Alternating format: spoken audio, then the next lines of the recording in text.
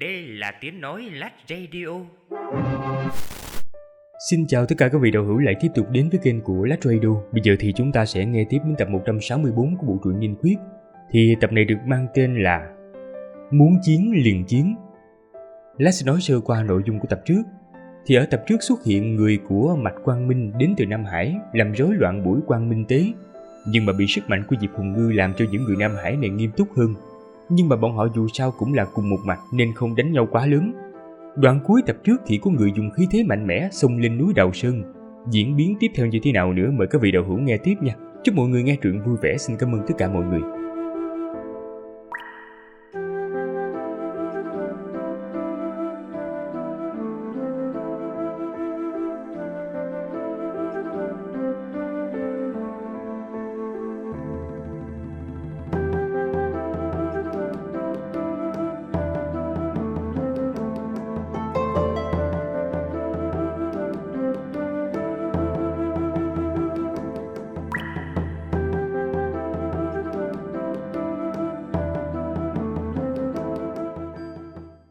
Nghe tin có người sông núi, những người quanh tế đàn không khỏi chấn kinh, bởi vì ngọn núi này không phải là nơi nào khác mà chính là Đào Sơn. Nhưng chỉ một lát sau, tâm tình họ đã bình tĩnh trở lại. Bụi mù dần thịnh, tiếng giao tranh vang dội, tình hình có vẻ kịch liệt, nhưng điều đó chứng tỏ kẻ sông núi đang rơi vào khổ chiến. Nơi đó mới chỉ là lớp phòng thủ lỏng lẻo nhất ở vùng ngoài Đào Sơn, có thể thấy thực lực của kẻ đến cũng chỉ đến vậy mà thôi.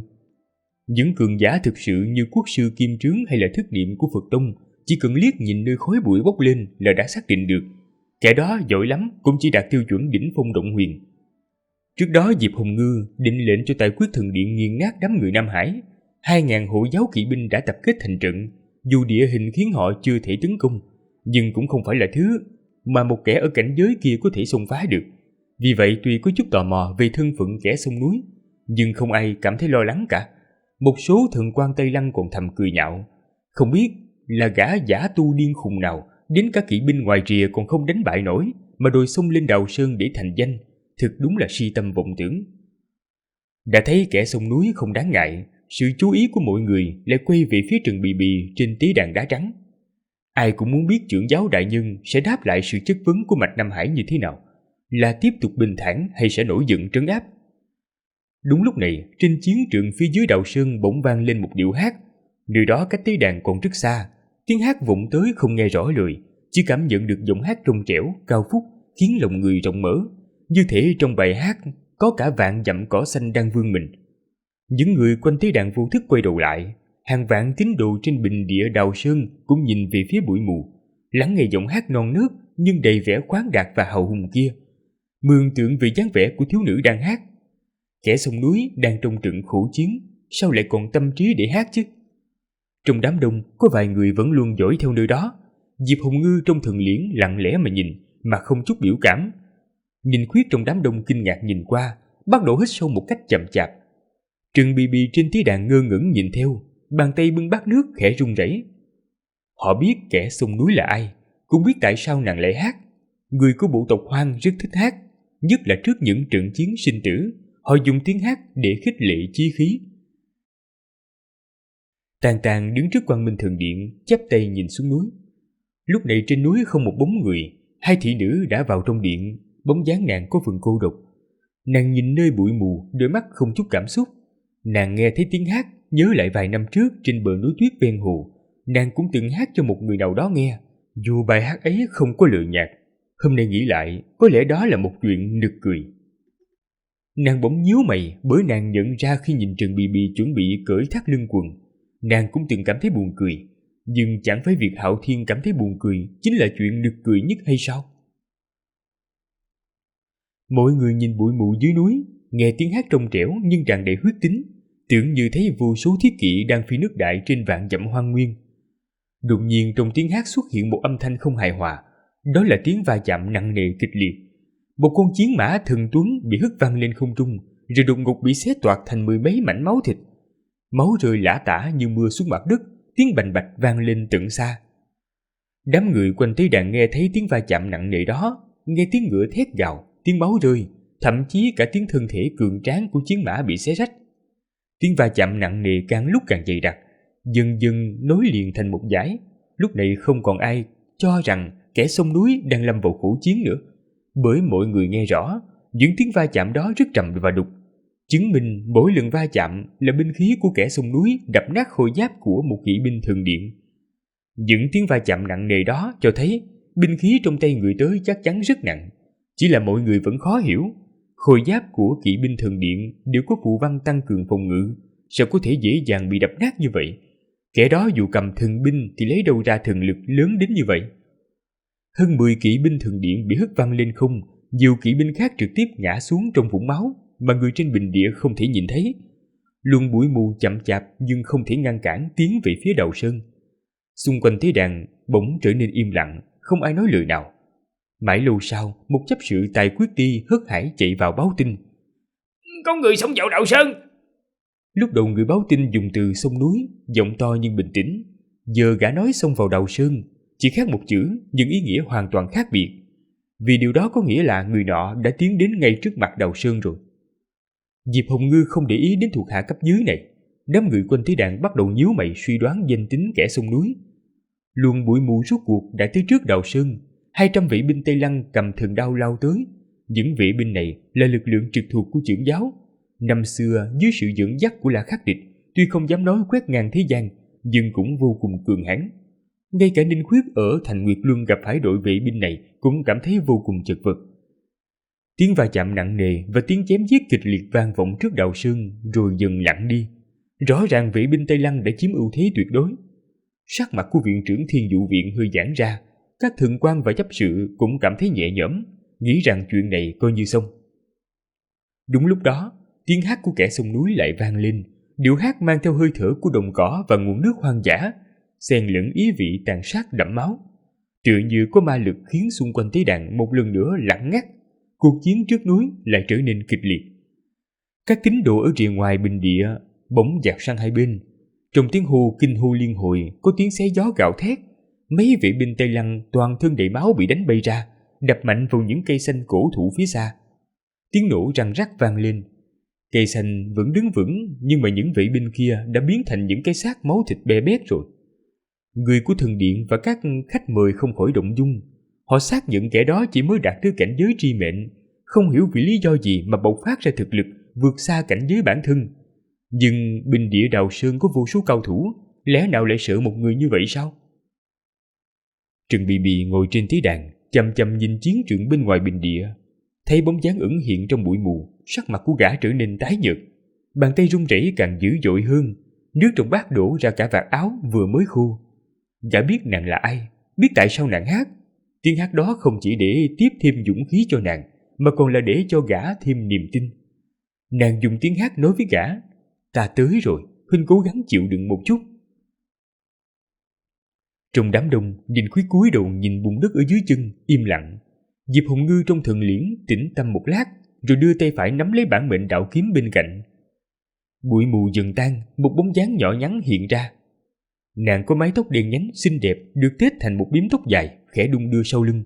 Nàng mặc bộ quần áo bằng da thú đã bị vô số mũi kiếm cắt rách mướp. Trên người nàng có rất nhiều vết thương, máu tươi không ngừng chảy xuống mặt đất. Nàng tên là Đường Tiểu Đường. Nàng đã lặn lội ngàn dặm từ thành Trường An, phong trần mệt mỏi mà đến. Nàng chật vật vô cùng, nhưng lại uy phong lẫm liệt. Nàng nhìn vị trưởng giáo Tây Lăng trong cự liễn, hỏi: ai dám nói thư viện ta không còn người? Nàng nhìn thiếu nữ Nam Hải trước tế đàn, hỏi: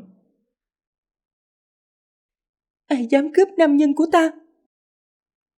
Trương Bì Bì gần như dùng hết toàn lực mới khống chế được bàn tay phải đang run rẩy để nước trong bát không đổ hết sạch. Gã nhìn Đường Tiểu Đường đầy bụi đường, nói: muội tới rồi. Không phải câu hỏi, mà là một câu khẳng định, bởi vì không cần xác nhận nữa. Gã đã nghe thấy tiếng hát trong trẻo của nàng, đã nhìn thấy bóng dáng nàng. Tuy rằng gã không muốn nàng đến, nhưng nàng đã tới rồi. Đúng vậy. Đường Tiểu Đường nhìn qua đám đông trên bình địa, nhìn Trần Bì Bì trên thí đàn, nói: vậy huynh có đi theo muội không? Trần Bì Bì suy nghĩ rất nghiêm túc rồi trả lời: nếu muội có thể đưa ta đi, ta đương nhiên sẽ theo muội rồi. Đường Tiểu Đường nói một chữ tốt, rồi bước về phía tế đàn đá trắng. Theo từng bước chân, máu trên người của nàng tí tách rơi xuống. Đám đông dạt ra hai bên, từ thần quan Tây Lăng cho đến hắc y chấp sự, không một ai dám ngăn cản. Nàng đi đến trước tế đàn, Trừng Bì Bì đưa bát nước về phía nàng. Nàng khát không? Uống một ngụm trước đi. Trong bát còn lại chưa đầy nửa bát nước trắng. Đường Tiểu Đường đón lấy uống cạn như uống rượu mạnh. Tiểu Ngư, thiếu nữ Nam Hải, đang đứng trước tế đàn, nhìn cảnh tượng này mà sắc mặt tái nhợt. Nàng đã xác nhận được mối quan hệ giữa biểu ca và nữ tử này. Thấy nữ tử này vì nam nhân của mình mà tới, nàng cảm thấy phẫn nộ, tức giận và đau lòng, nhưng lại không biết mình nên làm gì. Nàng cảm thấy mình là người thừa thãi trước tế đàn. Cả Trần Bì Bì và Đường Tiểu Đường đều không thèm nhìn nàng lấy một cái nào, như thể nàng không hề tồn tại. Nàng vốn là người rất kiêu ngạo, luôn cho rằng mình mới là thiên tài tu đạo thực sự. Ngoại trừ biểu ca được hứa hôn từ nhỏ, không có bạn lứa nào sánh được với mình cả. Bất kể là Tam Si hay những người trong thư viện, nàng đều muốn đánh bại để chính danh cho mình. Đó là lý do nàng thách thức Diệp Hồng Ngư. Nhưng giờ nàng mới nhìn thấy mình nghĩ quá đơn giản. Không nói đến Diệp Hồng Ngư, ngay cả ý chí và tinh thần mà nữ tử này thể hiện khi xông núi cũng khiến nàng cảm thấy hổ thẹn. Đứng trước tế đàn, tất cả sự kiêu ngạo của nàng đều bị đập nát. Không chỉ vì sự tự ti khi đối diện với thiếu nữ cầm thiết côn kia, mà còn vì biểu ca đã trao bát nước cho nàng ấy. Giọng điệu trò chuyện của họ tự nhiên như thể đã ở bên nhau nhiều năm rồi. Tiểu Ngư cảm nhận không sai. Lúc này trong mắt của Trần Bì Bì và Đường Tiểu Đường thực sự không còn ai khác. Ngay cả thế giới bên ngoài dường như cũng biến mất, chỉ còn lại hình bóng của nhau và nửa bát nước trắng kia. Cho đến khi một giọng nói như sấm rền vang lên trên bình địa Đào Sơn, cự liễn tỏa hào quang vạn trượng, bóng dáng trưởng giáo Tây Lăng cao lớn vô cùng. Ông ta nhìn xuống Đường Tiểu Đường, thân hình hơi nghiêng về phía trước như một tòa đại sơn sắp đổ. Ngươi là ai? Có quan hệ gì với nghiệp tặc Lâm Vũ? Ta là Đường Tiểu Đường, Dư Liêm là sư phụ của ta. Ta đến Đào Sơn để đón nam nhân của mình đi, ông không được ngăn cản. Đường Tiểu Đường cầm thiết côn nhìn cự liễn mà nói. Nghe như vậy trưởng giáo cười lớn. Đường Tiểu Đường không cười, nắm chặt thiết côn nhìn cự liễn. Nàng đã vượt qua 3 cửa ải để xông vào đây, bị thương không nhẹ, toàn thân đầy máu và bụi đất. Nhưng ánh mắt và ngữ khí của nàng vẫn kiêu ngạo và khẳng định như cũ. Đó là một loại cảm giác cố chấp đầy đáng yêu và rạng rỡ. Hầu hết mọi người trên bình địa Đào Sơn đều không cười, ngoại trừ phó viện trưởng Thiên Dụ viện Mạc Ly Thần Quang, vì muốn lấy lòng trưởng giáo nên gượng gạo cười theo 2 tiếng. Sở dĩ không ai cười nổi là vì ý chí chiến đấu và tốc độ tiến bộ khó tin của Đường Tiểu Đường khi xông núi là điều đáng sợ chứ không phải là đáng cười. Mọi người vẫn còn rúng động, không hiểu thiếu nữ nhỏ nhắn này dùng cách gì mà trong thời gian ngắn ngủi, qua mấy trận huyết chiến liên tiếp lại có thể đột phá cảnh giới nhanh như vậy. Chỉ có Trần Bì Bì trên tế đàn, Diệp Hồng Ngư trong Thần Liễn và Ninh Khuyết đang ẩn mình là không thấy bất ngờ. Họ biết mục tiêu của Đường Tiểu Đường là trở thành người phụ nữ mạnh nhất thế gian, nên việc nàng làm được bất cứ điều gì cũng không đáng kinh ngạc. Kể từ khi Kha Hạo Nhiên một mình xông vào Sơn Môn Ma Tông suy tàn, chỉ còn lại 2 huynh đệ Đường và Đường Tiểu Đường. Nói cách khác, Đường Tiểu Đường chính là thánh nữ của thế hệ Ma Tông này. Có lẽ vì huyết thống người Hoang hoặc do di truyền từ họ Đường, thiên phú tu ma của nàng rất cao. Năm xưa tại đỉnh núi Tuyết Thiên Khí Sơn, nàng khi đó mới có 14 tuổi đã có thể đánh ngang ngửa với Diệp Hồng Ngư. Mấy năm trôi qua, Diệp Hồng Ngư đã là đại tu hành giả đỉnh phong tri mệnh, ngồi trên mặt ngọc thần tọa. Còn Đường Tiểu Đường dường như vẫn là thiếu nữ Ma Tông năm nào. Công pháp Ma Tông khác với tu đạo thông thường, không có ranh giới cảnh giới minh xác như bất hoặc, động huyền hay tri mệnh, nhưng có những giai đoạn tu hành tương ứng, và nàng dường như đã dừng lại ở đỉnh phong động huyền suốt thời gian qua. Một thiếu nữ Ma Tông đỉnh phong động huyền tuy mạnh, nhưng so với sự tiến bộ thần tốc của Ninh Khuyết hay Diệp Hồng Ngư thì nàng lại tỏ ra trì trệ. Ninh Khuyết tiến bộ nhờ giáo dục của thư viện và kỳ ngộ, Diệp Hồng Ngư nhờ đạo tâm kiên định và phong thư của Liễu Bạch. Vậy còn Đường Tiểu Đường thì sao? Nàng cũng đã học tập ở thư viện nhiều năm, sư phụ nàng là tông chủ Ma Tông thần bí nhất, người có cảnh giới không kém gì Liễu Bạch, nhị thập tam niên thiền. Tại sao nàng lại không tiến bộ? Nàng đã nhảy thác nước vô số lần ở thư viện, đẩy vô số tảng đá lớn, dùng thiết côn đục nát vô số bậc thang đá. Nàng chưa bao giờ ngừng tu hành. Đó chính là những bài tập mà Dư Liêm đã giao cho nàng. Nàng tu hành khổ hạnh như một tăng nhân thành kính nhất ở Hậu Sơn thư viện, không ngừng tôi luyện thân thể và tâm trí. Nàng đã chuẩn bị sẵn sàng, chỉ chờ một cơ hội. Tu hành Phật Tông chú ý ở chữ ngộ, còn Ma Tông lại chú ý tới chữ chiến đấu. Huyết thống người Hoang và truyền thống Ma Tông đều đòi hỏi nàng phải chiến đấu để tìm kiếm sự đột phá. Nhưng kỳ lạ thay là nàng thủy chung không có cơ hội chiến đấu thực sự. Dù là trận Thanh Hạp hay là trận Hậu Sơn Thư Viện, Dư Liêm đều có ý thức giữ nàng tránh xa chiến trường. Dư Liêm là một đại tông sư rất giỏi đào tạo truyền nhân. Nàng đã dùng hết tâm huyết vào Đường Tiểu Đường, và những gì nàng làm đều có lý do. Năm xưa Diệp Hồng Ngư có thể phá cảnh vào truy mệnh, đã dùng ý chí để ép mình ở lại Động Huyền nhằm chờ đợi thời cơ hoàn mỹ nhất. Ý chí của Đường Tiểu Đường không kém Diệp Hồng Ngư, nhưng mà công pháp Ma Tông có nhược điểm là sự tăng trưởng thực lực trong chiến đấu không thể tự chủ kiểm soát được.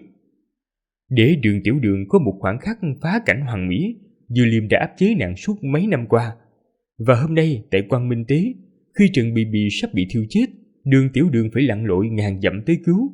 Nàng phải xông Đào Sơn, phải chiến đấu và phải phá cảnh trong chiến đấu. Đó là đạo lý bởi vì cho nên mà thư viện luôn chú trọng, và cũng là khoảnh khắc mà Dư Liêm luôn chờ đợi. Vì vậy Đường Tiểu Đường đương nhiên bộc phát. Tây Lăng chuẩn bị Quang Minh Tế để chờ thư viện, nhưng không ai ngờ đến lại là một đệ tử đời thứ hai không mấy danh tiếng. Dù Đường Tiểu Đường đã thể hiện cảnh giới cực mạnh, nhưng nàng vẫn còn trẻ, và tại đây có ít nhất 10 người có cảnh giới cao hơn nàng. Vì vậy sau cơn chấn động ban đầu, mỗi người cảm thấy có chút thất lạc, giống như dùng hết sức mạnh tung một quyền định giết mãnh hổ, nhưng mà trước mặt lại là một con thỏ trắng.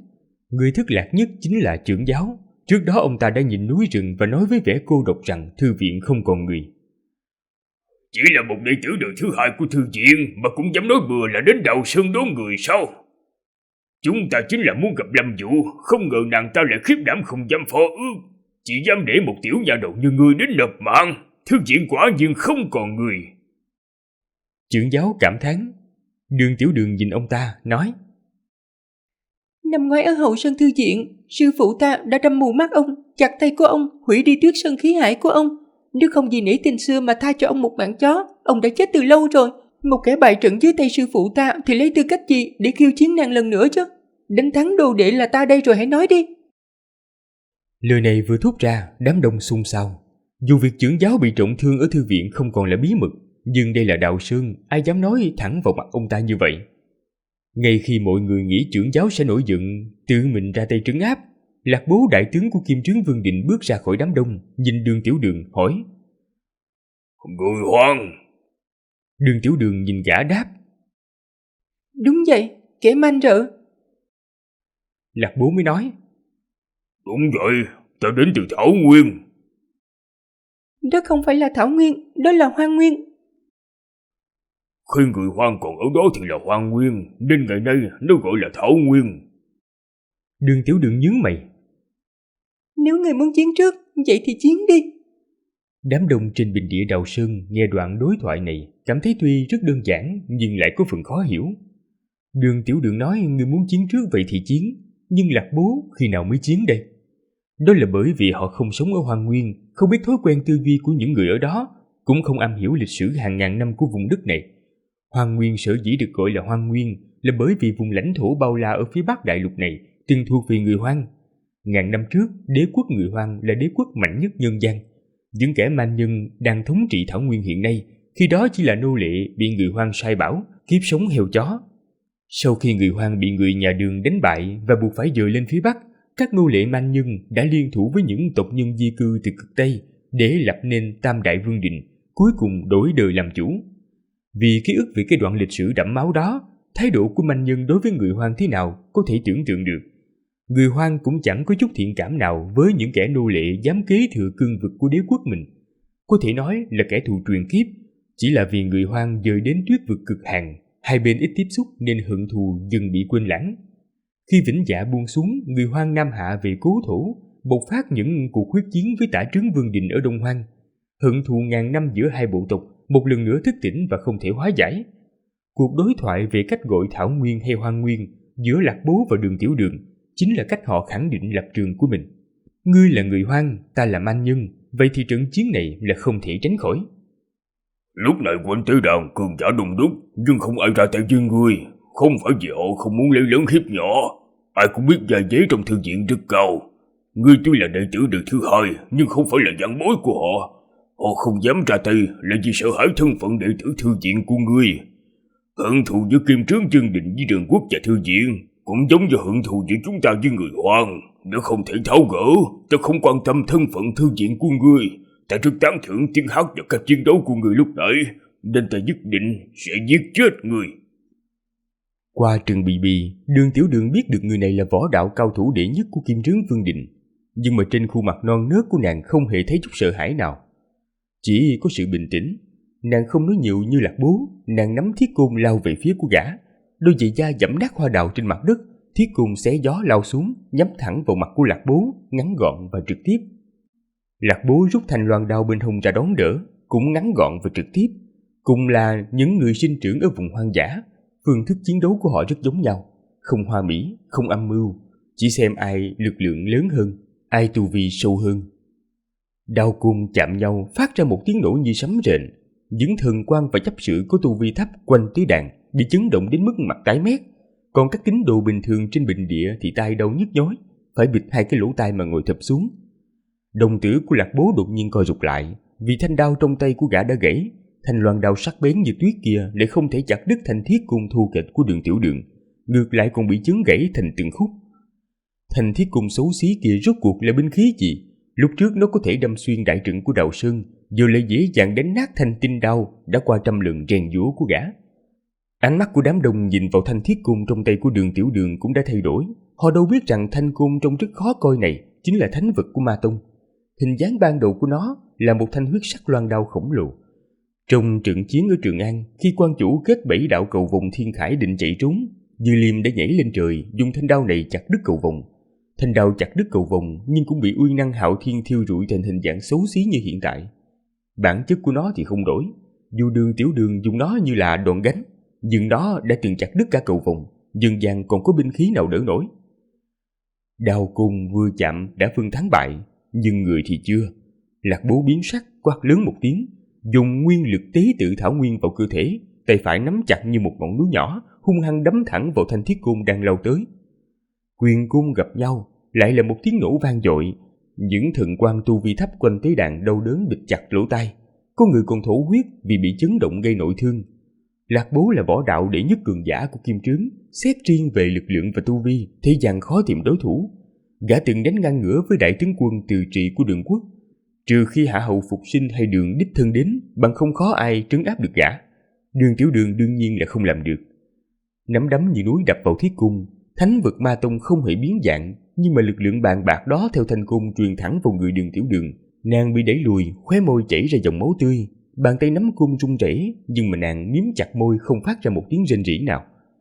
Thành đạo gắn bó nhiều năm bị hủy, làm Lạc Bố nổi cơn hung tính. Một quyền đẩy lùi Đường Tiểu Đường, gã không dừng lại mà quát lớn, nắm đấm tiếp tục lao tới. Nhưng gã chỉ mới bước ra được 2 bước đã phải khựng lại, vì Đường Tiểu Đường lại tới rồi. Nàng không hề điều tức, ngay cả máu trên môi cũng chẳng buồn lau. Thiết côn trong tay tạo thành những tàn ảnh, một lần nữa lao lên. Những cánh hoa đào ít ỏi trước tế đàn đã bị nàng giẫm nát thành bụi cám. Đường Tiểu Đường và Lạc Bố lại va vào nhau, lần nữa đụng độ. Một bên là côn, một bên là quyền, tựa như 2 ngọn núi nhỏ trực tiếp đâm vào nhau. Bình địa Đào Sơn liên tục vang lên những tiếng nổ cực lớn, không khí bị chấn động tạo thành những luồng gió rít chói tai. Đường Tiểu Đường liên tục bị đẩy lùi, lần sau xa hơn lần trước, máu chảy đầm đìa trông rất thảm khốc. Nhưng cùng với những tiếng quát vang dội, nàng lại lao lên không biết bao nhiêu lần. Dù không lần nào có thể đẩy lùi Lạc Bố, nhưng nàng chưa từng dừng bước, không hề nghỉ ngơi. Còn Lạc Bố, ngoại trừ lần đầu tiên, cũng không thể tiến thêm được một bước nào nữa. Tiếng va chạm khủng bố không ngừng vang lên, tựa như sấm sét mùa xuân không dứt. Nhiều thần quan và chấp sự không chịu nổi đã ngã gục xuống đất. 10 mấy tín đồ đứng gần tế đàn cũng bị chấn động trong không khí làm ngất xỉu tại chỗ. Tất cả cường giả đứng xem đều vô cùng rúng động. Rõ ràng Đường Tiểu Đường không phải là đối thủ của Lạc Bố, nhưng nàng lại không ngừng tấn công. Ý chí chiến đấu này quả thực đáng sợ.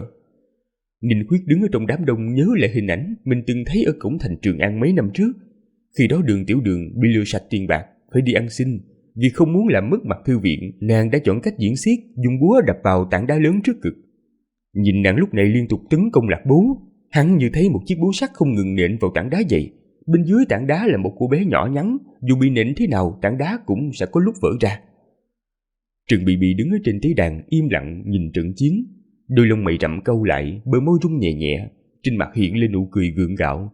Gã nhớ lại chuyện Đường Tiểu Đường kể khi người Hoang Nam Hạ để bảo vệ già yếu, phụ nữ và trẻ em, nàng và huynh trưởng Đường đã xua đuổi dã thú hung dữ khắp nơi. Tại một cửa ải, họ gặp một đàn tuyết lang hung tợn. Nàng nói lúc đó nàng rất sợ nhưng mà không nghĩ ngợi gì, cứ cầm huyết đao lao vào đàn sói tấn công liên tục cho đến khi chính mình cũng đã quên mất xông vào bao nhiêu lần. Gã mới hỏi muội không sợ sao? Nàng đáp chỉ cần bắt đầu chiến đấu là nàng sẽ quên đi nỗi sợ. Cuộc va chạm giữa hai cường giả trên bình địa Đào Sơn vẫn tiếp diễn. Hoa đào đã vỡ nát, gió cũng bị xé tan, tưởng như sẽ không bao giờ dừng lại. Ngay khi mọi người cảm thấy tim mình sắp vỡ vụn vì chấn động, tiếng va chạm bỗng ngừng lại. Mọi người ngạc nhiên nhìn vào giữa sân, mới phát hiện trận chiến đã kết thúc từ bao giờ. Trận chiến kết thúc không phải vì Đường Tiểu Đường ngừng công kích, mà là vì Lạc Bố đã lùi lại một bước. Vị võ đạo đệ nhất cao thủ kiêu ngạo của Kim Trướng im lặng lùi vào đám đông. Đường Tiểu Đường toàn thân đầy máu, khóe môi và bàn tay nắm thiết côn đều nhỏ máu ròng ròng. Nàng không biết mình đã gãy bao nhiêu cái xương, nhưng vẫn đứng thẳng tắp như thể sẵn sàng tấn công tiếp bất cứ lúc nào. Lạc Bố không có vết thương rõ rệt, chỉ có sắc mặt hơi tái và bàn tay phải khẽ run rẩy, xem ra trong thời gian ngắn không thể nắm chặt thành quyền nữa. Trận chiến kết thúc vì gã chủ động lùi bước, điều này cho thấy gã vẫn làm chủ được cục diện. Chỉ có như vậy gã mới có thể dễ dàng kết thúc trận đấu. Xét về thực lực, Lạc Bố thắng, nhưng gã thà chọn cách chịu thua. Ta nhận thua. Lạc Bố nhìn Đường Tiểu Đường nói. Ta đã thấy người không sợ chết, nhưng mà chưa thấy ai không sợ chết như ngươi. Lúc đầu ta không hiểu sao ngươi lại điên cuồng như vậy. Vừa nghĩ đến lai lịch của ngươi thì ta đã hiểu rồi. Ta nhận thua vì ta muốn giết ngươi, nhưng không muốn liều mạng với ngươi. Ta không phải kẻ điên. Đường Tiểu Đường là người Hoang, là hậu nhân Ma Tông, là đệ tử thư viện. Đó chính là lai lịch của nàng. Trong mắt nhiều người, trên chiến trường người Hoang là kẻ điên, Ma Tông cũng thích sinh ra kẻ điên, và thư viện thì có kẻ điên nổi tiếng nhất lịch sử tu hành, Kha Điên Khùng. Vì vậy khi nàng chiến đấu đương nhiên rất điên. Trận chiến kết thúc, Đường Tiểu Đường lại lấy vẻ bình tĩnh. Nàng nhìn các cường giả quanh thế đàn, cảm nhận bàn tay nắm thiết cung đang run rẩy, bỗng nhiên mỉm cười. Nàng nhìn Trần Bì Bì, nói: Có lẽ muội không đưa huynh đi được rồi. Những cường giả thực sự trên bình địa Đạo Sơn vẫn chưa ra tay. Quốc sư Kim Trướng và Triệu Nam Hải đều là những cao nhân có cảnh giới thâm bất khả trắc. Diệp Hồng Ngư đã chứng minh sự khủng bố của mình.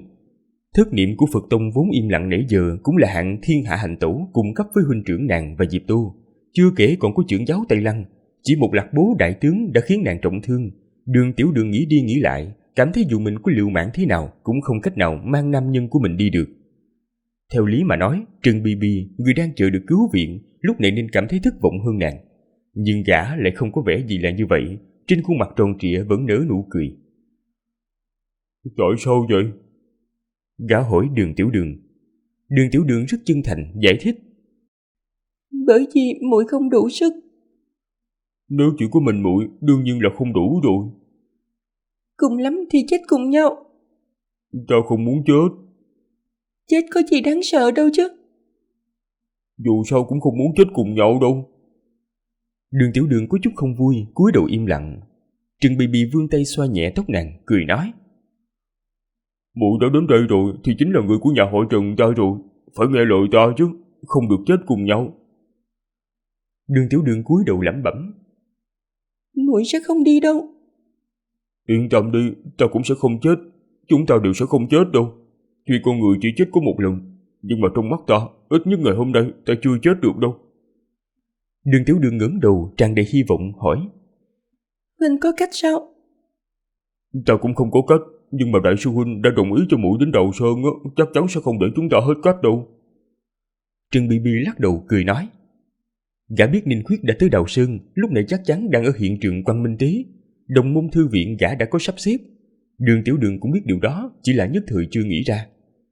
Các cường giả quanh thế đàn thực ra cũng nghĩ như vậy. Thư viện đã phái một đệ tử đời thứ hai tới Đào Sơn, tức là đã bày tỏ thái độ, vậy thì nhất định sẽ còn có người khác xuất hiện. Ai sẽ xuất hiện ở Đào Sơn? Đại tiên sinh, nhị tiên sinh hay tam tiên sinh? Thất niệm nhớ lại năm đó ở Lạng Kha Tự, Quân Mạch đã dùng phi kiếm chặt đứt tượng Phật trong màn mưa. Gã im lặng không nói, những người khác cũng im lặng, thậm chí có chút sợ hãi ngầm. Đại tiên sinh Lý Mạn Mạn ở trước thông lĩnh từng bước giết người, từ quốc chủ đến binh lính Nguyệt Luân đều bỏ mạng. Thất Mai đại sư của huyện Không Tự căn bản là không có sức phản kháng, đã bị trọng thương. Sau đó đại tiên sinh lại cùng quan chủ vô địch thiên hạ rong ruổi ngàn dặm khắp nhân gian, để rồi cuối cùng diễn ra trận quyết chiến ở thành Trường An. Nhị tiên sinh quân mạch Thanh Hạp vạn kỵ không qua, đánh bại Diệp Tô, tuy cuối cùng bị kiếm thánh Liễu Bạch chém đứt một tay, nhưng mà cũng đã làm trọng thương vị đệ nhất cường giả thế gian đó. Tam tiên sinh Dư Liêm chính là nhị thập tam niên thiền trong truyền thuyết, tại Hậu Sơn thư viện đã đánh trưởng giáo Tây Lăng đến mức không còn hình người. Dù thường điển cố giấu giếm, nhưng nhờ sự tuyên truyền của Đường Quốc, chuyện này đã truyền khắp thiên hạ. Chưa kể trong trận chiến Trường An sau đó, nàng đã nhảy lên trời, một đao chém đứt cầu vồng giữ chân quán chủ tại thành Trường An. Ba vị tiên sinh Hậu Sơn thư viện trong cuộc chiến phạt đường đã thể hiện ra cảnh giới thực lực kinh hãi thế tục. Dù nghe nói thương thế của họ chưa lành hẳn và Tây Lăng cũng đã có chuẩn bị, nhưng nếu ngày hôm nay họ thực sự tới Đạo Sơn, liệu những chuẩn bị đó có tác dụng hay không? Đạo môn liệu có thắng nổi hay không? Đại sư huynh không có mặt ở Đạo Sơn, huynh ấy đang ở bên ngoài một thị trấn nhỏ giáp ranh giữa Yến quốc và Tống quốc. Tiết trời thu thanh bình, huynh ấy đã khoác lên mình một chiếc áo bông mỏng. Bầu nước luôn đeo bên hông bao năm đã vỡ nát trước thông lĩnh rồi, giờ được thay bằng một cây gậy gỗ tầm thường. Có lẽ vì làm việc gì cũng chậm, nói chuyện cũng chậm, nên huynh ấy mới có tên Lý Mạn Mạn. Hôm nay huynh ấy đi đặc biệt chậm, thậm chí còn chậm hơn thường lệ. Sau khi cùng quan chủ rong ruổi nhân gian 7 ngày và trải qua trận huyết chiến ở Trường An, đại sư huynh bị thương rất nặng, xương cốt không biết gãy bao nhiêu cái. Hiện tại vết thương đã đỡ hơn, không cần ngồi xe lăn nữa, nhưng huynh vẫn chưa thể đi nhanh. Ngoài lý do đó, huynh ấy đi chậm, còn vì hiện tại huynh ấy rất khẩn trương, thậm chí còn khẩn trương hơn cả lúc đối mặt với quan chủ. Mất rất lâu, huynh ấy mới vào được sâu trong thị trấn, đi đến trước một tiệm tranh chữ. Huynh chậm rãi vén vạt áo, chậm rãi bước qua ngạch cửa, rồi chậm rãi hành lễ với người bên trong. Người đó ngồi trên ghế trong tiệm, tay cầm một bầu rượu, gương mặt đã lấm tấm nếp nhăn, mái tóc điểm bạc, trông như hơn 40 tuổi, hoặc cũng có thể đã sống hơn 4.000 năm. Bái kiến tiền bối. Đại sư huynh nhìn người ngồi ở trên ghế mà nói. Chủ tiệm tranh chữ từ sau rèm bước ra, nhìn Lý Mạn Mạn với vẻ xa lạ, hỏi: Tiên sinh uống trà hay uống rượu? Trà rượu đều là loại tốt à? Ta uống nước trắng là được rồi. Người ngồi trên ghế nói với chủ tiệm: Ngươi vào trong trước đi, không có việc gì thì đừng ra ngoài nha. Người cầm bầu rượu chính là Tiểu Đồ. Chủ tiệm tranh chữ kia đến từ Trường An, tên là Triệu Tiểu Thụ. Hai người quen biết chưa lâu nhưng đã khá thân thiết. Tiểu Đồ không muốn gã mất mạng nên bảo gã tránh đi. Trong tiệm giờ chỉ còn Tiểu Đồ và đại sư huynh. Tiểu Đồ mới nói: Ngươi đi quá chậm, xem ra vết thương vẫn chưa lành. Đại sư huynh mới đáp: Rồi sẽ có ngày cũng lành thôi. Dù có dùng vô cự, ngươi cũng không nhanh bằng ta, huống chi hiện tại ngươi còn chưa bình phục. Đi chậm một chút, có lẽ sẽ vững chãi hơn. Tiểu Đồ im lặng một lát rồi nói: Đúng vậy, ngươi quả thực đi vững hơn ta. Chắc không ngờ nhân gian lại có người đi vững hơn cả mình. Nhưng ngươi vẫn không phải là đối thủ của ta đâu. Đại sư huynh thành thực: Giảng sinh tu đạo mới vài chục năm, tự nhiên là không phải đối thủ của tiền bối rồi. Vậy sao ngươi dám rời Trường An, dám đến gặp ta chứ? Bởi vì thư viện muốn làm một vài việc, muốn mời tiền bối ở lại thị trấn này xem kịch mà thôi. Ánh mắt Tiểu Đồ nheo lại, giọng nói trở nên trầm thấp, khàn đục như tiếng động thiết cọ sát. Ngươi không sợ ta ra tay giết ngươi hả? Tiền bối sẽ không ra tay. Tại sao ta lại không ra tay chứ? Bởi vì ngài không nắm chắc sẽ giết được ta. Tiểu Đồ bật cười trào phúng. Ngươi chỉ có một phần cơ hội thắng mà thôi. Đừng nói là một phần, dù chỉ có 1% cơ hội thắng, tiền bối cũng không dám ra tay với giảng sinh. Tiểu Đồ ngưng sắc mặt hỏi: Sao ngươi lại chắc chắn như vậy? Ta không biết đánh nhau, nhưng ở thư viện hay trên thế gian này, Quân Mạch, Tam sư muội và Tiểu sư đệ là ba người biết đánh nhau nhất. Họ đều nói tiền bối không dám ra tay với giảng sinh, nên tiền bối nhất định sẽ không ra tay. Ta tin vào phán đoán của họ. Dùng phán đoán có thể khiến người mất mạng sao? Ta thấy ba người họ nói có lý, nên ta nguyện ý tin tưởng. Họ nói như thế nào? Họ nói tiền bối sống quá lâu rồi, nên quá sợ cái chết. Tiểu Đồ nghe xong im lặng hồi lâu, sau đó ông mới hỏi: Tại sao người đến gặp ta mà không gặp đồ phu? Tam sư muội nói tiền bối đồ phu đi quá chậm, chỉ nhanh hơn ta và giảng kinh thủ tọa một chút mà thôi, nên ít nhất hôm nay tạm thời không cần để ý tới ông ấy. Còn nàng ta thì sao? Chẳng lẽ các ngươi thực sự không sợ nàng ta sao? Đại sư huynh biết ông ta đang nhắc tới ai, mỉm cười. Nàng từng sống ở Hậu Sơn Thư Viện một thời gian rất dài, nên chúng ta không sợ nàng. Chúng ta đều rất thích nàng. Tại một thung lũng giữa dãy Thanh Sơn trùng điệp, con đường đang được tu sửa để xe ngựa có thể qua lại, nhưng đa số lữ khách vẫn chọn đi bộ cho thuận tiện. Có người bước ra từ Thanh Hạp, người nam tử đội nón lá, mặc áo vải, một tay chống trượng, trông như một khổ tu tăng tình cờ gặp trên đường.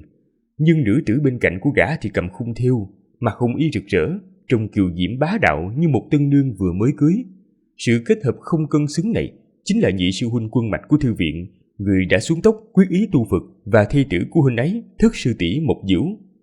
Quân Mạch nhìn cánh đồng đen kịt trước Thanh Hạp, nhớ lại những hình ảnh xảy ra nửa năm trước, nhớ lại cánh tay phải đã mất tại đây.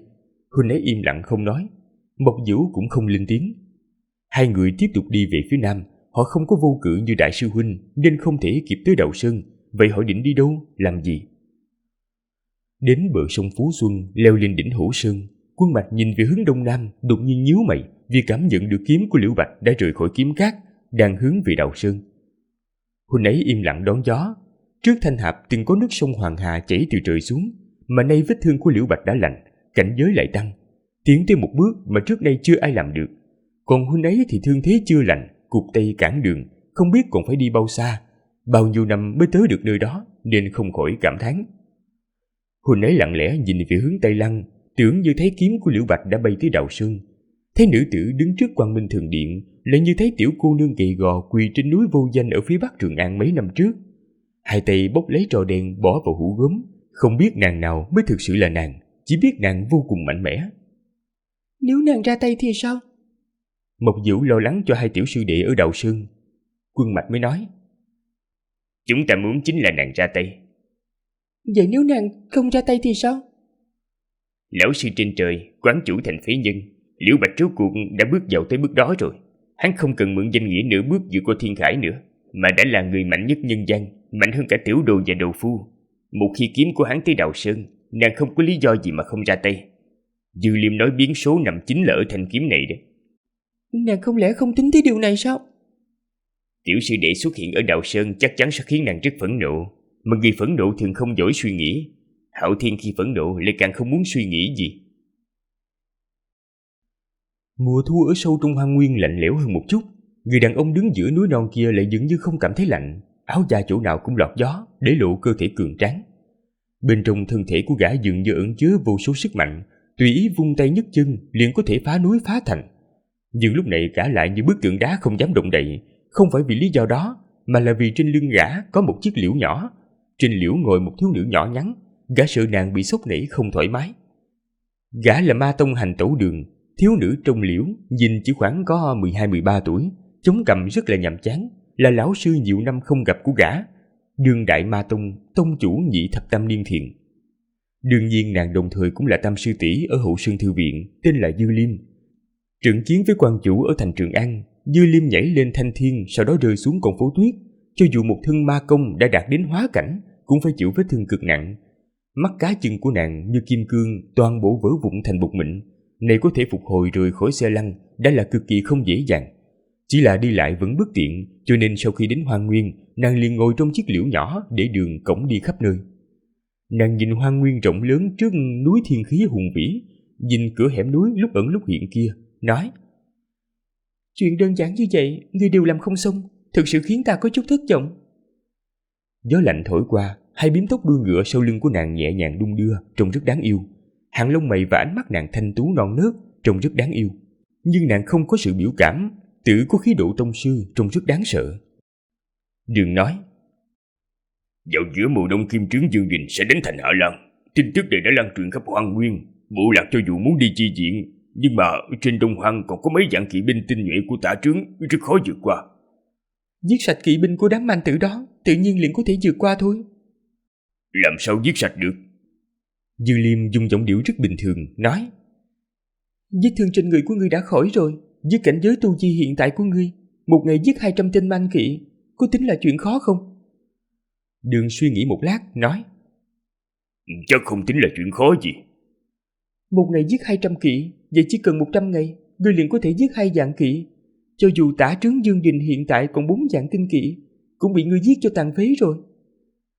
Đường im lặng không nói gì, thầm nghĩ đối phương làm sao có thể cứ dừng ở đó cho ngươi giết chứ.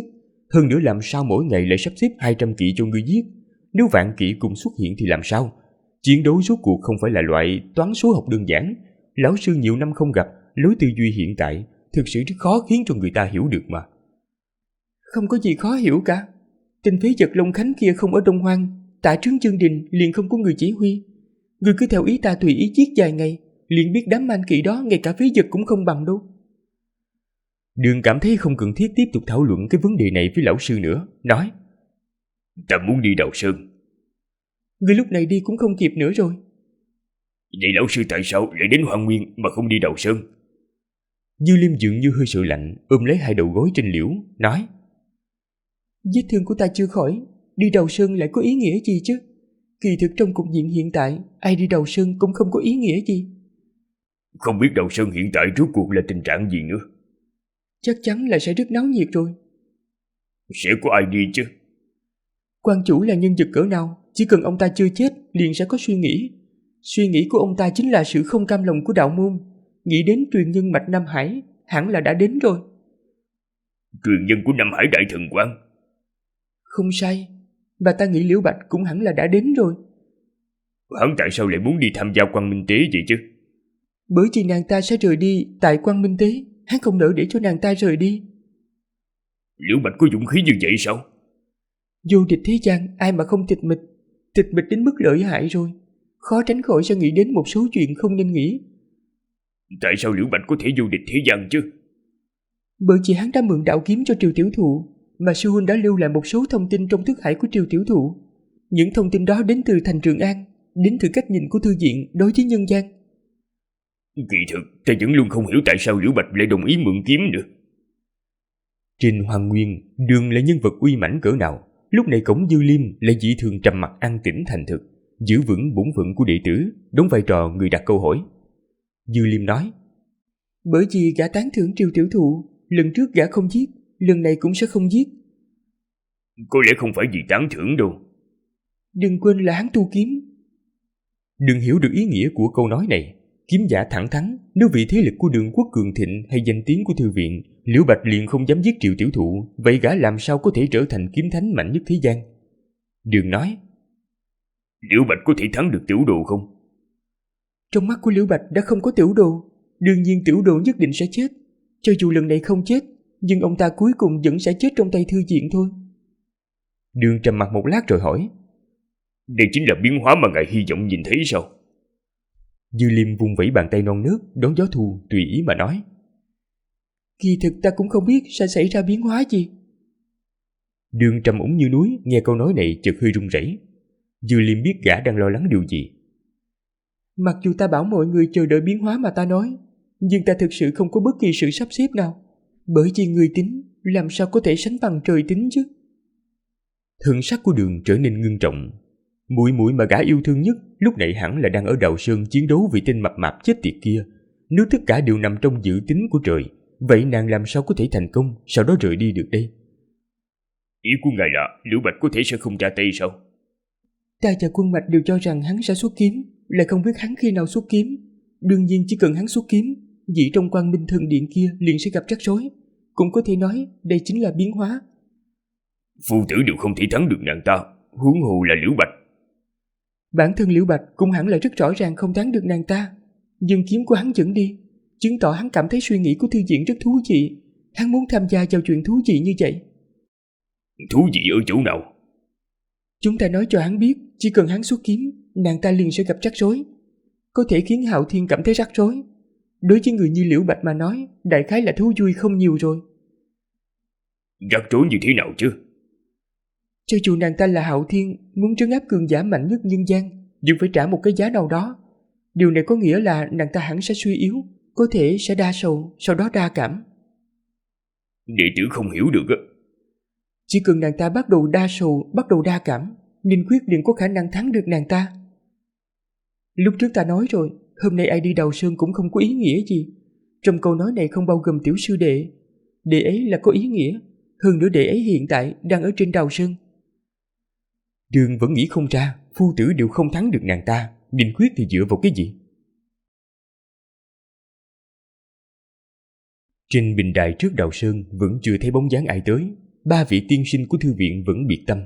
Trần Bì Bì đứng trên tế đàn, nhìn về hướng con đường dẫn lên núi, bỗng nhiên mỉm cười nói với Đường Tiểu Đường: Xem ra các sư huynh sư tỷ có việc bận rồi, hay là nàng đi trước đi? Đi không nổi nữa rồi.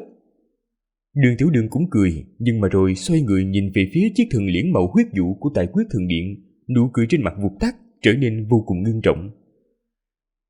Ngươi còn đợi cái gì nữa? Không ai hiểu tại sao nàng lại chọn khiêu chiến Tài Quyết Đại Thần Quan. Chỉ có Diệp Hồng Ngư, bản thân nàng và Ninh Khuyết đang ẩn mình trong đám người là hiểu. Đây là ước định từ nhiều năm trước trên cánh đồng hoang. Khi đó Ninh Khuyết, Mạc Sơn Sơn và Diệp Hồng Ngư đi ra từ Sơn Môn Ma Tông bằng đường cáp treo, tình cờ phát hiện một con chó trắng trong giỏ treo, rồi gặp Đường Tiểu Đường đang đi tìm chó. Sau đó trong hẻm đá do tổ tiên Ma Tông khai phá, 4 người cùng đi, không biết đã nói bao nhiêu lời hung hiểm, cuối cùng đều thất bại dưới tay của Ninh Khuyết, nỗi sỉ nhục của thư viện. Ninh Khuyết ở đằng xa nhìn Đường Tiểu Đường toàn thân đầy máu, tay lầm lầm thành côn sắt, bỗng nhớ tới lần đầu gặp nàng giữa sương mù núi non, chưa thấy người đã nghe tiếng quát lớn: ai dám động vào chó của ta? Hôm nay tại Quang Minh Tế trên Đào Sơn, nàng lại muốn nói ai dám động vào người đàn ông của ta. Xem ra địa vị của Trần Bì Bì trong lòng nàng cũng chẳng khác con tiểu Bạch Lang năm xưa là mấy. Nghĩ đến đây hắn không nhịn được mà mỉm cười. Đám tạp dịch bên cạnh nhìn hắn với ánh mắt quái dị, thầm nghĩ lúc này là lúc nào rồi mà tâm tình ngươi còn tốt như vậy. Tâm tình Ninh Khuyết thực ra cũng chẳng tốt đẹp gì. Nghĩ đến Mạc Sơn Sơn đang ở Đại Hà Quốc xa xôi, nhìn Diệp Hồng Ngư ngồi trong thần liễn, hắn thấy năm tháng trôi nhanh, mỗi người vẫn còn trẻ nhưng mà đã không còn là những thiếu niên của năm xưa nữa rồi. Diệp Hồng Ngư nhìn Đường Tiểu Đường phía ngoài kiệu, bỗng nhiên khẽ mỉm cười. Nàng không nói lời thừa thãi nào, đạo kiếm bản mệnh của nàng bắt đầu rung lên bần bật, như sắp sửa thoát vỏ. Gần như cùng lúc, những thanh kiếm bên hông các chấp sự Tài Quyết Thần Điện xung quanh thần liễn đồng loạt tuốt vỏ bay ra.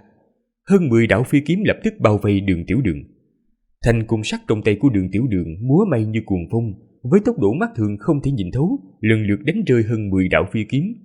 Kiếm loạn rơi đầy đất, những tiếng va chạm thanh thúy vang lên liên tiếp trước tế đàn, nghe như một khúc nhạc rộn rã. Đạo kiếm bản mệnh của Diệp Hồng Ngư đến sau cùng, đâm thẳng vào mặt của Đường Tiểu Đường. Đường Tiểu Đường quát khẽ một tiếng, thu hồi côn sắt cực nhanh. Khó khăn lắm mới chặn đứng được cái nhát kiếm hiểm hóc này. Đây không phải là côn đập vào kiếm, mà là kiếm chém vào côn. Đạo kiếm không hề hứng gì, nhưng mà thanh côn sắt rung lên bần bật. Sắc mặt của Đường Tiểu Đường hơi trắng bệch, khóe môi rướm máu. Trước đó nàng đã bị thương nặng, giờ lại bị đạo kiếm của Diệp Hồng Ngư áp sát, thương thế sắp sửa bộc phát. Nhưng nàng không sợ, nhìn thanh đạo kiếm đang lượn lờ giữa không trung, nàng lại nắm chặt côn sắt. Chẳng ngờ thanh đạo kiếm kia mãi không rơi xuống. Từ trong thần liễn vang lên giọng nói lạnh lùng của Diệp Hồng Ngư: nếu ngươi phá được lồng chim của ta thì hãy bàn chuyện đánh tiếp. Lúc này Đường Tiểu Đường mới nhận ra hơn 10 thanh kiếm bị nàng đánh rơi lúc nãy đều cắm sâu xuống nền đá xanh, mũi kiếm hướng xuống tạo thành một cái vòng vây lộn xộn. Một luồng trận ý cực kỳ cường đại đang tỏa ra từ những thanh kiếm đó. Đây chính là tuyệt học trận pháp của Tài Quyết Thần Điện, lồng chim. Đã bị nhốt vào lồng chim, làm sao thoát ra? Đường Tiểu Đường không ngờ đạo pháp của Diệp Hồng Ngư đã đạt tới cảnh giới này, nhưng nàng càng hiểu rõ, đối phương dùng lồng chim vây mình thực chất là đang nhường nhịn, nhưng nàng không vui. Nàng đứng ở trong vòng vây kiếm, hét lớn với Diệp Hồng Ngư: Ta muốn một trận chiến thực sự. Diệp Hồng Ngư không đoái hoài. Có nhiều người không hài lòng với cảnh tượng này. Những lão thần quan của Tây Lăng cảm thấy Tài Quyết Thần Tọa quá mức nhân từ nương tay.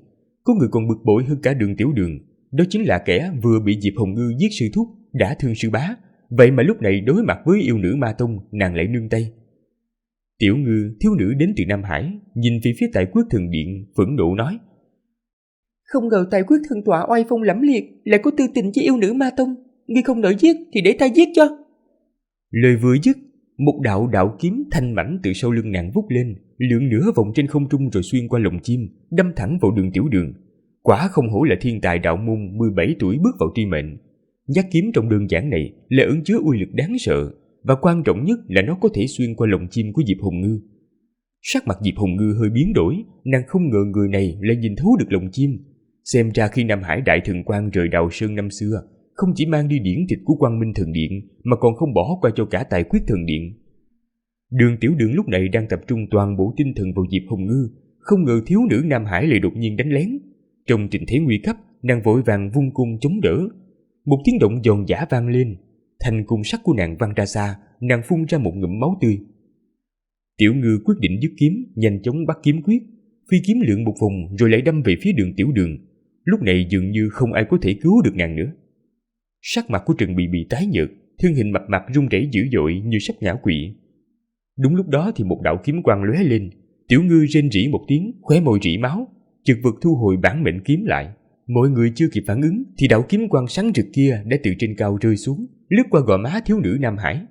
Nàng gắng gượng giơ kiếm chống đỡ nhưng không tài nào ngăn cản hoàn toàn. Một vết thương đẫm máu xuất hiện trên mặt nàng. Đạo kiếm quang rực sáng kia bay trở lại thần liễn, từ trong đó giọng nói lạnh lùng của Diệp Hồng Ngư lại vang lên. Đây là trận chiến của bổn tọa với nàng ta, ngươi là cái thá gì mà dám nhúng tay vào? Thấy Đường Tiểu Đường dù mình đầy thương tích nhưng mà không nguy hiểm đến tính mạng, Trần Bị rốt cuộc thở phào nhẹ nhõm, rồi cả người mềm nhũn ngồi bệt xuống thế đàn đá trắng. Gã nhìn về phía thần liễn xoa ngực oán trách. Ngươi không thể ra tay sớm hơn chút sao chứ, suýt nữa hù chết ta rồi. Trong thần liễn, Diệp Hồng Ngư nhíu mày, thầm nghĩ quả nhiên vẫn là tên béo chết tiệt kia. Trần Bị rõ ràng là muốn cảm ơn, nhưng mà lời thốt ra lại là oán trách. Diệp Hồng Ngư từng muốn giết Trần Bị suốt bao nhiêu năm, nhưng mà khi sự việc đến gần, nàng lại cứu người phụ nữ của gã. Những thù hận thuở nhỏ, những oán ghét thời thanh xuân, khi trưởng thành có lẽ đều sẽ hóa thành những điều tốt đẹp và thú vị. Ninh Khuyết không chờ đợi ba vị sư huynh sư tỷ như Tây Lăng Thần Điện lầm tưởng, vì trong kế hoạch của thư viện vốn không có phần của họ. Hắn đang đợi biến hóa. Khi đại sư huynh xem xét kế hoạch do hắn và tứ sư huynh vạch ra, đã từng nghi vấn về mắt xích quan trọng nhất, Ninh Khuyết không giải đáp được vì hắn không biết làm sao để chờ được cơ hội đó. Lúc đó Dư Liêm đã nói, cơ hội không thể tạo ra, mọi thứ nằm ở sự biến hóa. Khi kiếm của Liễu Bạch xé toạc thanh quang bay tới, chỉ thẳng vào Quang Minh Thần Điện, hắn tưởng đó là biến hóa. Khi truyền nhân Nam Hải xuất hiện tranh phong với Tây Lăng, hắn tưởng đó là biến hóa. Khi Đường Tiểu Đường vượt 3 ải xông tới tế đàn, hắn cũng tưởng đó là biến hóa. Nhưng thực tế chẳng có gì thay đổi, cơ hội hắn chờ đợi vẫn chưa tới. Hắn đã sắp không đợi nổi nữa rồi. Khi Trần Bị suýt bị Thần Huy thiêu sống, hắn đã định ra tay. Khi thiếu nữ Nam Hải đánh lén Đường Tiểu Đường, hắn cũng đã chuẩn bị. Hắn biết câu nói của Trần Bị thực chất là nói cho hắn nghe. Nhưng nàng vẫn đang ở cao cao trên đỉnh Đào Sơn, trong Quang Minh Thần Điện kia. Nếu hắn ra tay khi chưa có biến hóa như lời sư tỷ nói, hắn sẽ vĩnh viễn không thắng nổi nàng. Chỉ là sự biến hóa đó rốt cuộc là cái gì? Tàn Tàn đứng trước Quang Minh Thần Điện mà không biểu cảm, nàng không còn nhìn về Trường An năm xưa. Nàng đang nhìn vào biên giới của mình, nhìn vào hiện tại. Những trận chiến sinh tử diễn ra dưới chân Đào Sơn ẩn chứa bao nhiêu điều tốt đẹp hay xấu xa của nhân loại. Nhưng trong mắt nàng đều chỉ là trò hề, vì ngoài sự náo nhiệt ra thì chẳng có giá trị gì. Suốt vạn năm qua, ngoại trừ hành vi vài người như phu tử, trong mắt Hạo Thiên, mỗi đại sự của nhân gian đều là những vụn vặt vô nghĩa. Dù là chiến tranh hay tai nạn, sinh lão bệnh tử, tất thảy đều nhỏ bé như sự thăng trầm của loài kiến trong mắt con người. Nhất mạch Nam Hải xuất hiện, nàng không quan tâm, vì họ cũng là tín đồ trung thành của nàng. Tín đồ tranh giành quyền lực mà phát động chiến tranh, nàng đã chứng kiến vô số lần trong Thần Quốc, chẳng còn gì mới mẻ. Nàng cũng chẳng để ý đến thanh kiếm của Liễu Bạch, vì nàng là Hạo Thiên, có thể tính toán mọi việc thế gian. Nàng chỉ muốn xem kế hoạch của thư viện có vượt ra ngoài dự tính của mình hay không. Điều đó mới quan trọng. Đợi lâu như vậy, sự sắp xếp của thư viện vẫn nằm trong dữ liệu. Nàng cảm thấy hơi nhàm chán. Nhìn Trần Bị trên tế đàn, nàng bắt đầu mất kiên nhẫn. Quang Minh Tế hôm nay dù không thể mở lại cửa Thần Quốc, nàng cũng muốn chặt đứt sợi trần duyên ràng buộc mình với nhân gian. Sợi dây chắc chắn nhất tạm thời chưa đứt, thì nàng sẽ chặt đứt những sợi dây nhỏ xung quanh. Cái chết của Trần Bị sẽ giúp nàng chặt đi một phần trần duyên, nhưng gã vẫn chưa chết, mà một sợi trần duyên khác là Đường Tiểu Đường lại vừa được cứu. Điều này khiến nàng bực bội. Nàng không muốn thừa nhận sự bực bội này đến từ chính sợi trần duyên đó, không muốn thừa nhận đầu dây bên kia đang buộc chặt vào chính mình. Vì vậy nàng muốn Trần Bị phải chết nhanh hơn. Nàng tưởng mình không phẫn nộ, nhưng không biết rằng sâu trong đôi mắt của nàng, một cơn bão đang âm thầm tích tụ. Nàng quay lại sân thượng thần điện, nhìn mây trôi bên vách đá, không thèm nhìn những chuyện tục tiểu vô vị dưới kia nữa. Hạo Thiên có cảm ứng, nhân gian liền có biến động. Những tín đồ trung thành, thần quan chấp sự và cả những người từ Nam Hải trở về đều là những kẻ đầu tiên cảm nhận được cơn giận dữ từ vòm trời giáng xuống. Hạo Thiên động niệm, thiên địa liền đổi dời. Gió thu trên Đào Sơn bắt đầu gào thét, những cánh hoa đào rơi rụng bị cuốn lên không trung, tung bay rập trời. Cảnh tượng vừa mỹ lệ vừa mang theo chút huyết tinh lạnh lẽo. Một luồng uy nghiêm vô hình từ đỉnh Đào Sơn đổ xuống, bao trùm toàn bộ bình đài. Mọi người đều cảm nhận được một sức mạnh không thuộc về nhân gian. Trong thần liễn, trưởng giáo đại nhân không chút do dự quỳ rạp xuống. Diệp Hồng Ngư suy nghĩ một chút cũng chậm rãi chuyển từ tư thế ngồi sang quỳ lạy. Triệu Nam Hải đang định trách mắng Diệp Hồng Ngư, bỗng cảm nhận được thiên địa chi uy này, sắc mặt đại biến, không dám nói thêm nửa lời, thành kính quỳ lạy. Mọi người ở Tây Lăng Thần Điện đều quỳ xuống. Người Nam Hải quỳ, Kim Trướng Quốc sư lặn lội vạn dặm tới đây cũng mặt đầy thành kính mà quỳ. Tất cả mọi người trên bình đài Đào Sơn, kể cả các tăng nhân Phật tông, không một ai là ngoại lệ. Trần Bì Bì ngồi trên tế đàn đá trắng, thầm nghĩ dù sao cũng sắp chết rồi, còn quỳ cái quái gì nữa chứ. Đường Tiểu Đường biết rõ ai đang ở trên đỉnh núi, nên nàng không muốn quỳ. Nếu ngươi là Hạo Thiên, ta là đệ tử Minh Tông, sao có thể quỳ ngươi? Nếu ngươi là Tan Tan, ta là bạn của ngươi, dựa vào đâu mà phải quỳ? Nàng quật cường đứng đó, chịu đựng áp lực vô tận, máu tươi bị ép ra từ những vết thương cũ, chảy ròng ròng trông rất thê thảm. Khớp gối nàng phát ra tiếng kêu răng rắc, dần dần khuỵu xuống như sắp gãy lìa. Dù nàng có quật cường đến đâu, cuối cùng cũng chỉ là phàm nhân, làm sao chịu nổi thiên địa chi uy kinh khủng này. Nhưng ngay khi sắp bị ép phải quỳ xuống, nàng nhìn thấy Trần Bì Bì trên tế đàn, liền học theo gã, ngồi bệt xuống đất, nhìn về phía đỉnh Đào Sơn mỉm cười, thầm nghĩ: ngươi còn có thể làm gì ta nữa đây? Trần Bì Bì mỉm cười tủm tỉm nhìn nàng, giơ ngón tay cái tán thưởng sự nhanh trí của nàng và cả sự thông minh của chính mình. Nhưng gã không ngờ rằng với tư cách là vật tế của Quang Minh Tế, áp lực gã chịu là lớn nhất. Chỉ một lát sau gã phát hiện mình không thể ngồi yên được nữa. Giữa trời hoa đào rợp bóng và tiếng gió thu gào thét, Trần Bì Bì mắng một tiếng rồi nằm bò ra trên tế đàn.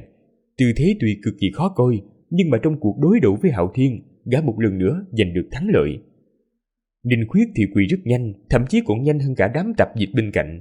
Hắn vừa quỳ vừa tự an ủi: những năm qua ngươi đã quỳ rửa chân cho ta không biết bao nhiêu lần rồi, hôm nay ta trả lại ngươi lần thiện sau đâu. Hết tập 164 của bộ truyện Ninh Khuyết. Đa tạ các vị đạo hữu đã lắng nghe giọng đọc của Lách Radio.